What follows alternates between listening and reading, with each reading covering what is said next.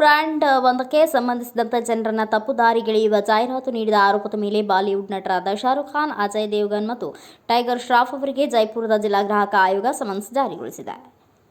ಐಎಎಫ್ಎ ಅವಾರ್ಡ್ನ ಬೆಳ್ಳಿ ಮಹೋತ್ಸವ ಆಚರಣೆಗಾಗಿ ಶಾರುಖ್ ಖಾನ್ ಜೈಪುರಕ್ಕೆ ಭೇಟಿ ನೀಡಿದ್ದ ಸಂದರ್ಭದಲ್ಲಿ ನೋಟಿಸ್ ನೀಡಲಾಗಿದೆ.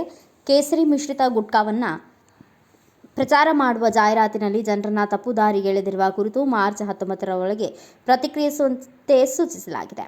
ಅಜಯ್ ದೇವಗನ್, ಟೈಗರ್ ಶ್ರಾಫ್ ಮತ್ತು ಗುಟ್ಕಾ ಉತ್ಪಾದನಾ ಕಂಪನಿಯ ಅಧ್ಯಕ್ಷರಿಗೂ ಇದೇ ರೀತಿ ನೋಟಿಸ್ಗಳನ್ನು ಕಳುಹಿಸಲಾಗಿದೆ. ಗ್ರಾಹಕ ಹಕ್ಕುಗಳ ಕಾರ್ಯಕರ್ತ ಯೋಗೇಂದ್ರ ಸಿಂಗ್ ಬಡಿಯಾಲ್ ಸಲ್ಲಿಸಿದ ದೂರಿನ ನಂತರ ಆಯೋಗದ ಅಧ್ಯಕ್ಷೆ ಗ್ಯಾಸ್ಲಿನ್ ಲಾಲ್ ಮೀನಾ ಮತ್ತು ಸದಸ್ಯೆ ಹೇಮಲತಾ ಅಗರ್ವಾಲ್ ಅವರು ಈ ಆದೇಶ ಹೊರಡಿಸಿದ್ದಾರೆ. ಗುಟ್ಕಾ ತಯಾರಕರಾದ ಜೆಬಿ ಇಂಡಸ್ಟ್ರೀಸ್ ತನ್ನ ಜಾಹೀರಾತುಗಳಲ್ಲಿ ಕಣಕಣದಲ್ಲೂ ಕೇಸರಿ ಇದೆ ಎಂದು ಹೇಳುವ ಮೂಲಕ ದಾರಿ ತಪ್ಪಿಸುವ ಸುಳ್ಳು ಪ್ರಚಾರವನ್ನು ಮಾಡುತ್ತಿದ್ದಾರೆ ಎಂದು ದೂರಿನಲ್ಲಿ ಆರೋಪಿಸಲಾಗಿದೆ.